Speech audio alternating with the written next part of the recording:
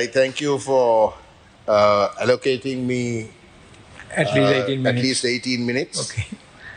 Thank you. You see, when this government took office, Honorable Deputy Speaker, I actually wanted to wish the government well. And the reason for that is, we've had basically two parties that have governed this country for the last 77 years. And there have been changes in names, changes in certain postures, but by and large, it has been those two parties that have, or two formations that have governed this country. The President, as Finance Minister, when he presented the budget, he mentioned that. He also mentioned that in his policy statement. So this government coming into power is a radical departure from that 77-year history. And, whatever one may say about the JVP, which is the predominant constituent of the National People's Power, has stood for certain principles.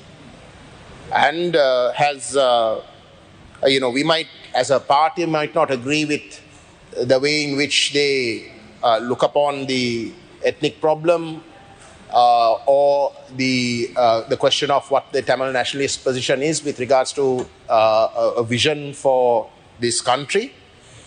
But nonetheless, they have stood by certain principles, and they have said that when they are in power, they will ensure the complete eradication of racism, which has been the bane of this country, which we ourselves say has been the backbone of the ethnic conflict. Racism meaning a majoritarian, Sinhala Buddhist, nationalist ideology that unfortunately is exclusive in nature, to a point where the Tamils, Tamil-speaking people predominantly, but definitely the Tamil people of the north and the east, have been terribly targeted. So it is in that backdrop where there has been a clear departure that I and my party was hoping this government would demonstrate a new beginning through this budget. So when we look upon this budget, the test, Honorable Deputy Speaker, is whether there is significant departure on key issues facing the Tamil people of the Northeast, since we represent the Tamil people of the Northeast, a key departure from key issues that have made us oppose previous governments. It's not rocket science. That's the key test that we would apply when we look at this budget. So in that sense, I mentioned that we were hopeful and we were actually looking forward to this budget, because there is also an element within this government, the predominant party, the JVP, being a leftist-oriented party, will not be too enamored by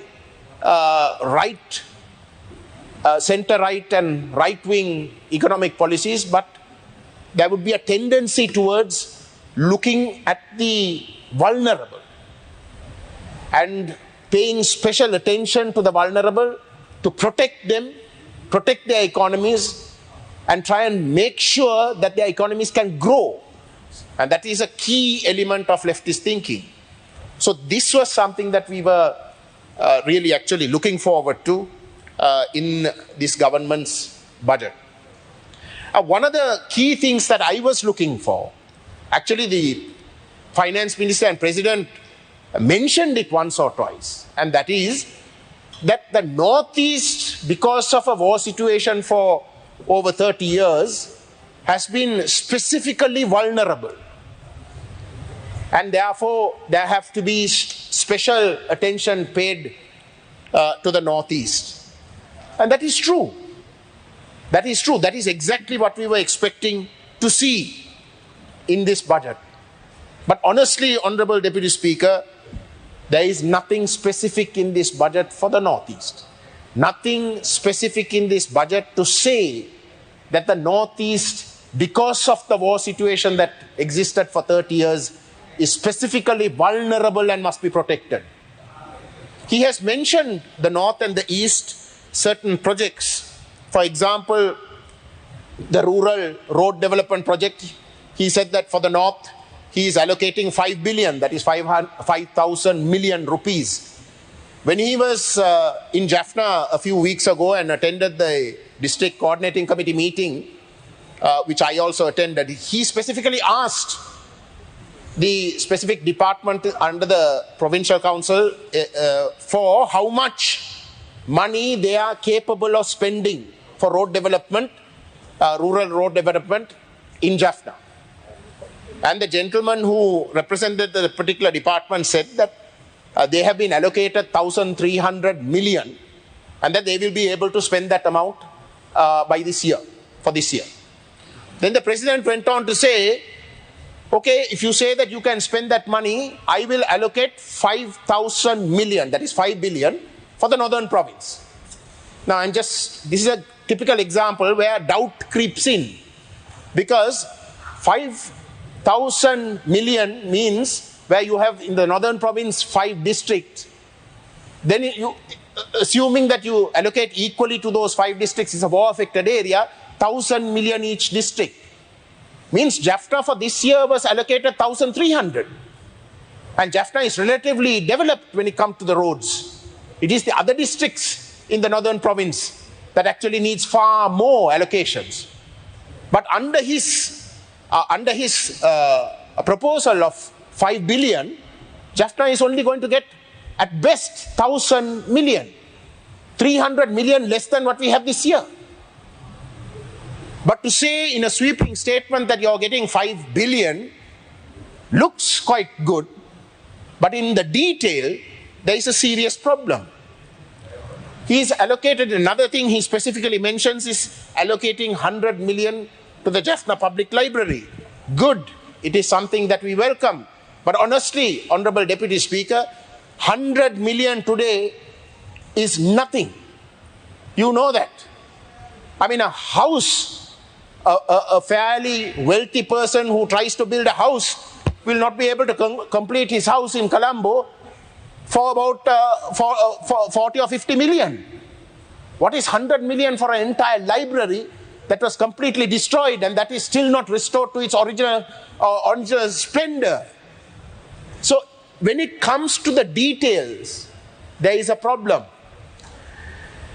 We have repeatedly said in previous budgets, I have been a member of parliament since 2001.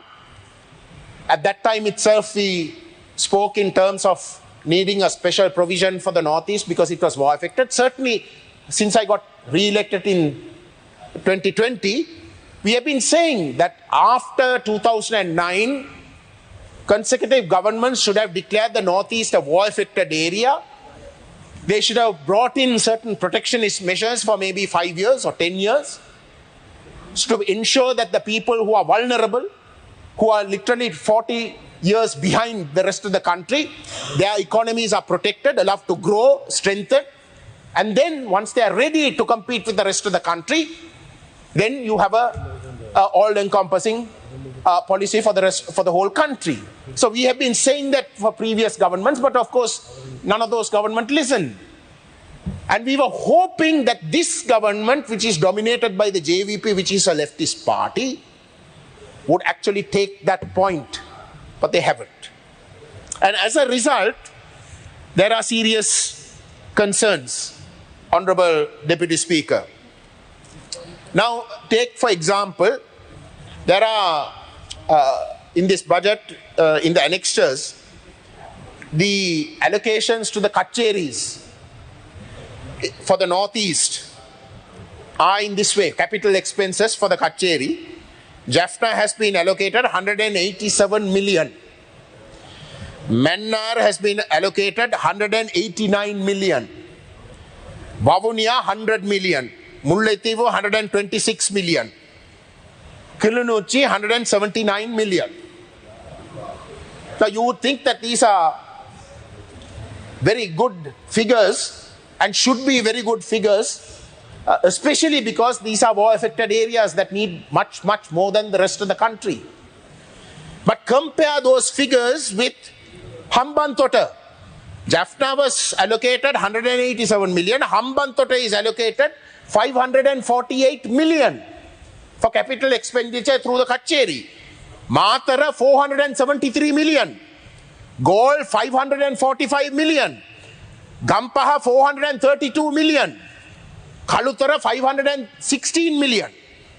Colombo 452 million. These are fairly safe, developed areas. Kurunegala 256 million. Anuradhapura 309 million. Ratnapura 566 million. Kegol 540 million. We don't even go beyond 200 million. In the north and the east, we don't get even more than 200 million, well below 200 million. For over 30-year war-affected area. Now surely there is something wrong with these allocations. What is the message you're sending people like us?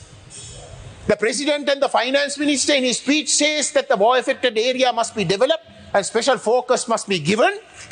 But in reality, it's the complete opposite. And those are our concerns. There has been a lot of dedication to education. Sectoral wise, there have been several matters that the present budget has raised. Those we welcome. Now, if you take education, Honorable Deputy Speaker, since the Prime Minister is the minister concerned, education, they talk of modernizing education, preschool nutrition programs, student scholarships, development of sports schools. These are all wonderful. These are all things that will have our support. But I asked the Honorable Prime Minister, as Minister of Education, whether she is not aware that there is a thing called preschools. Under her ministry, preschool teachers in the north are paid something like 6,000 rupees as an allowance. That's it. 6,000 rupees. But the Defense Ministry also carries out preschool teachers. They also have preschool teachers under the Civil Security Department. Do you know what their wage is? Well over 20,000. If I'm not mistaken, it's 30,000 or even more now. Now, what does that mean? What is the message you're giving? The same teacher who's supposed to perform the same job under the Ministry of Education is paid 6,000, but under the Ministry of Defense, which is a military institution, is paid over 30,000. What is that? Why is that applied to the Northeast, especially the Northern Province? Isn't that a militarization of education? Doesn't that sound very sinister? But this government says nothing of it. It talks of preschool, it talks of developing that sector, but says nothing about this disastrous policy that previous governments that we have opposed very vehemently for their very racist, for their extremely counter-insurgency policies, even 15, 16 years after the war. This government is silent on that. That means it's going to continue.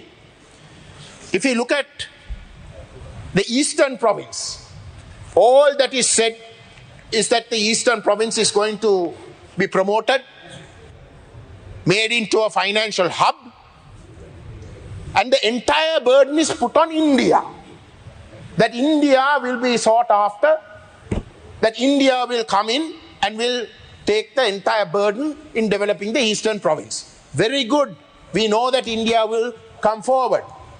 But whilst you want India to come forward, you're also announcing in this very same budget that 39 of the Trincomalee oil tank farms are going to be internationally bidded for. Now you know that India is very interested in those oil tank farms. Now if that 39 oil tank farms are going to be palmed off to somebody else, do you think India will be interested? Do you think India will take that kindly? When India has repeatedly said that they have a special interest since these commitments come under the Indo-Lanka Accord, and that they are interested in completely taking over those oil tank farms, you have chosen to go international. And we know what that means. If it was some other government, we would know for sure what that means. So there is no guarantee that India will come. Because on the one hand, you say that you want India, on the other hand, you aggravate a situation. You create a situation, you create doubts. And the eastern provinces' entire future, according to this budget, depends on India. All up in arms, Honorable Deputy Speaker. Even that, we have no definite commitment because of your own policies, which very clearly might negatively impact India. Then, with regards to agriculture and food security, another topic that the budget speaks of. Honorable Deputy Speaker, for the Northeast, forestry and high security zones, the forestry department and the high security zone is a curse. Soon after the war, you declared high security zones for the military, and the forest department took over large swathes of land from which people were displaced because of the war situation. When they came back, their lands have been declared a forest area. We've been trying to get it back, but we are not able to. People are arrested, they are produced before courts without bail for weeks. Gajendra Ponnambalam, you have 2 more minutes. Please give me 2 more minutes, Honorable Deputy Speaker. Not 2 more minutes, 2 more minutes over the 2 more minutes. Nothing about any of that in this budget. If you don't tackle the forestry and if you don't tackle the militarization of the Northeast, which the government said it will, in the last 3 months it has done nothing, then this concept of agriculture and food security becomes a pipe dream for people in the Northeast, Honorable Deputy Speaker. You talk about dairy production. Well and good, we'll be supporting it the highest. But in the eastern province, in Mailattamadu and Madhavane, those dairy lands that have been allocated, over 30,000 acres of land, is today being forcibly confiscated by people from outside districts. Illegal. They are preventing dairy production there. So far in the past, previous governments have stood against the Tamil people on this question of dairy in Mailattamadu and Madhavane. There is not a word from this government with regard to that very vexed problem. Those people who are affected are protesting even today.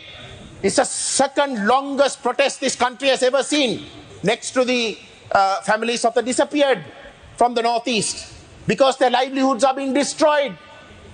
Not a word from that government. Without tackling the question of Mailattamanu and Madhavane, on the question of dairy production, Honorable Deputy Speaker, this becomes meaningless for the people of the eastern province.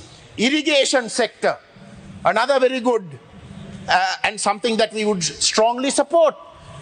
But the budget and the Honorable President mentions 2 important projects. The Madhroya Right Bank Development Scheme. Now, do you know, Honorable Deputy Speaker, that the reason why the dairy product people from the eastern province in Mailattamadu and Madhavane are facing such a calamitous situation by their lands being grabbed and them losing their livelihoods is because, in fact, of this Madhroya Right Bank Development Scheme. Because the previous governments wanted to colonize those areas, chase away the Tamil people, colonize those areas with outside district people, and it is because of that that this Mailattamanu Madhavane livestock problem became such a huge problem. This government talks of continuing and bringing that project to a fruition, but without addressing the colonization sinister schemes of previous governments, This sends shivers down our spine, Honorable Deputy Speaker, and the government must have answers to that. 1,500 acres in the Malwatoya scheme, in the Malwatoya irrigation scheme. Actually, 15 Muslim families are the ones who are affected when that scheme completes. Because the areas are low-lying, they get flooding. But the previous governments have identified 1,500 families from the Anuradhapura district. Now this Malwatoya scheme is from Mannar. My good colleague, Mr. Selvam Adakalanath, is from that district. It is actually in Mannar district. But 1,500 families have been identified from the Anuradhapura district, saying that they are affected by this project and that they are going to be reallocated. And where are they going to be resettled? They are going to be resettled in Chettikulam. Honorable Gajendra Ponnambalam, can you please wind up? You have exhausted your 2 minutes over the 2 minutes. I'm finishing. All of these schemes, Honorable Deputy Speaker, actually are quite worrisome. Unless the government comes out with very clear, unambiguous positions on the matters that we have raised, this budget goes the same way as the previous ones. The policies of this government are no different from the policies of the governments that we have opposed, budgets that we have opposed. Military expenditure has gone up. I will talk in great detail under the Ministry of Defence. But these are all fundamental problems for members of parliament who represent the Tamil people of the Northeast, none of which have been addressed. And I'm sad to say, and I'm sad because it actually makes us lose hope, Honorable Deputy Speaker. The only party that had not come to power in the last 77 years has come to power. And when that party has come to power, we were hoping that there would be radical change and departure from previous governments. And that was what we were looking for in this budget for the Northeast. But that hasn't happened. And that means, Honorable Deputy Speaker, we have no choice until the government comes clean, until the government gives us unambiguous answers for these issues that we have raised. We have no choice, unfortunately, than to vote against this budget. Thank you.